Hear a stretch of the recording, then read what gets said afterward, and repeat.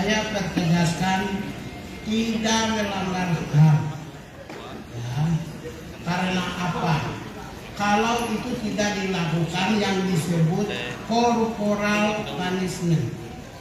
Corporal punishment itu adalah sebuah hukuman fisik yang selama ini sudah ribuan tahun berlangsung, di mana ada pendidiknya memberi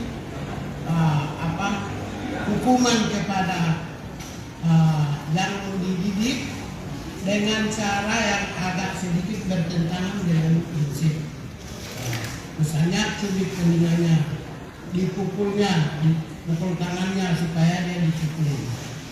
Sepanjang tidak melakukan corporal punishment yang dulu, zaman dulu di sekolah kami yang sudah senior ini, kalau guru mau didik kami kan cubit telinga, dia pukul, ya, atau pukul kakinya supaya kami disiplin atau supaya kami robah.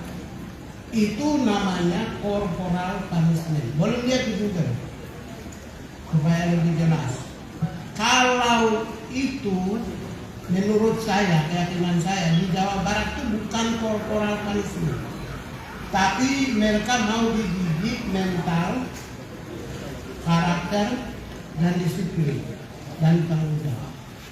Kalau pendidikan yang berorientasi pada pembentukan disiplin, pembentukan mental, pembentukan karakter, dan pembentukan tanggung jawab, maka tidak melanggar HAM dan kami mendukung pemerintah Jawa Barat. Nah, itu sikap kami. Yang pertama itu. Yang kedua, kalau itu berlangsung uji coba pertama ini bagus, ya kami meminta Menteri Dasmen untuk mengeluarkan sebuah peraturan supaya ini bisa dijalankan secara masif di seluruh Indonesia.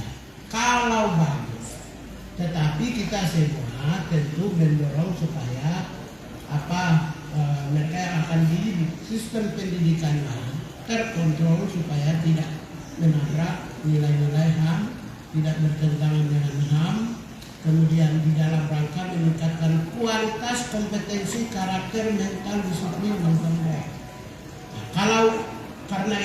Karena ini bagus, idenya bagus, supaya apa? Untuk ke depan, kita kan 10 tahun ke depan itu, 2025 sampai 2035, itu kita harus go internasional.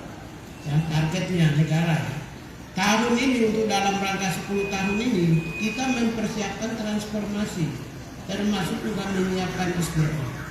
Andaikan 2035 itu SDM Indonesia itu mindsetnya mindset HAM, mindset demokrasi, mindset tentang keadilan sosial, perdamaian, kepedulian, itu terbentuk, masyarakat komunitas yang terbentuk, maka nanti 2035 dengan nilai produktivitas yang tinggi, disiplin yang tinggi, tanggung jawab yang tinggi, ya, kapasitas yang baik, yang kompeten, maka kita punya target 2035 go internasional, itu kita bisa berani. Sementara setelah itu 2045 Indonesia emas, kita kan leading dunia. Kalau tidak memulai dari sekarang, nanti akan mengalami kesulitan.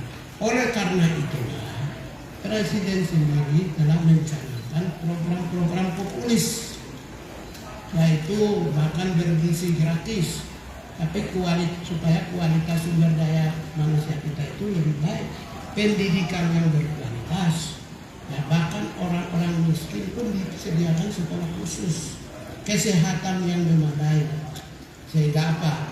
Dengan kualitas rakyat manusia Indonesia yang baik, itu kita bisa go internasional 2035 dan 2045 kita leading di tingkat dunia. Ya, karena itulah menyiapkan generasi-generasi yang tanggung jawab, yang disiplinnya tinggi, yang berkarakter, maka akan lebih mudah bagi kita. Ini sebenarnya untuk kepentingan bangsa dan negara di masa yang akan datang. salah satu yang dimulai oleh Jawa Barat itu salah satunya menuju ke sana, menyertai kebijakan-kebijakan populis yang sedang dicanangkan oleh Presiden dan sedang dilakukan oleh Presiden Prabowo Subianto. Saya kira itu ya. Karena itu dari sisi hak asasi manusia, saya belum melihat sebuah pendidikan yang mendorong terciptanya masyarakat yang disiplin tinggi, yang terciptanya masyarakat yang bermartabat, bermentalnya baik, objektif, tanggung jawab, itu melanggar HAM. Saya tidak menemukan. Nggak ada. Itu justru sesuai dengan nilai-nilai HAM. Ya. Di negara-negara Barat, di negara-negara Asia, misalnya di Korea, mereka sudah dididik mental dan tanggung jawabnya. Karena itulah kita memulai dan kita harus apresiasi kepada Gubernur Jawa Barat yang memulai. Itu kan inisiatif. Kenapa kalau baik kenapa tidak diterapkan di seluruh Indonesia? Saya kira itu. Pak Menteri, izin Pak. Ini kan dari gebrakannya gubernur ini ada juga beberapa siswa yang tidak kuat, dalam artian mereka menangis gitu Pak ketika dikirim ke barak gitu. Apakah ini tidak menjadi kekhawatiran bahwa akan mengganggu mental maupun psikis siswa tersebut gitu Pak? Karena kan usia mereka juga masih usia anak sekolah dan harus mengikuti kegiatan barak militer gitu Pak. Ya itu kasusnya, saya tidak bisa masuk karena saya belum tahu. Ini kan masalah barak militer ini kan juga pro kontra, bahkan Komnas HAM mengatakan bahwa ini melanggar HAM. Apakah Pak Menteri akan memberikan usulan gitu kepada Pak Gubernur?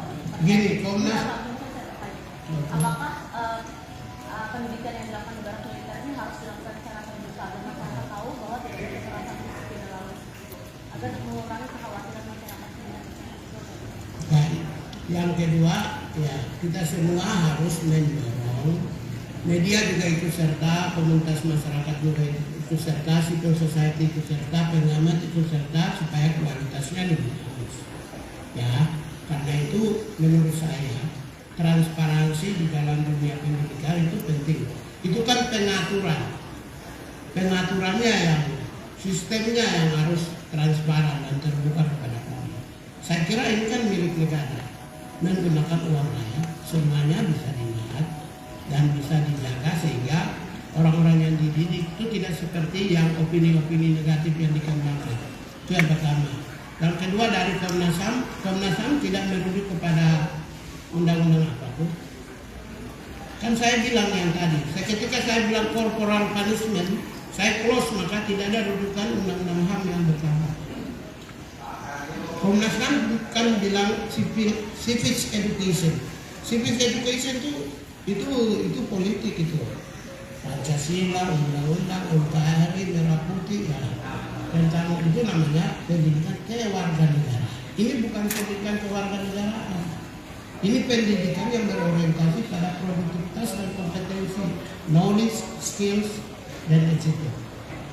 Jadi dalam rangka peningkatan seseorang dari sisi knowledge-nya, yang kedua skills-nya, yang ketiga etc. Nggak ada pendidikan kewarganegaraan. Karena itu Komnas HAM rujuk menggunakan instrumen hukum. Ketika saya mengatakan corporal punishment, maka terkunci. Jadi tidak ada instrumen HAM yang ditabrak.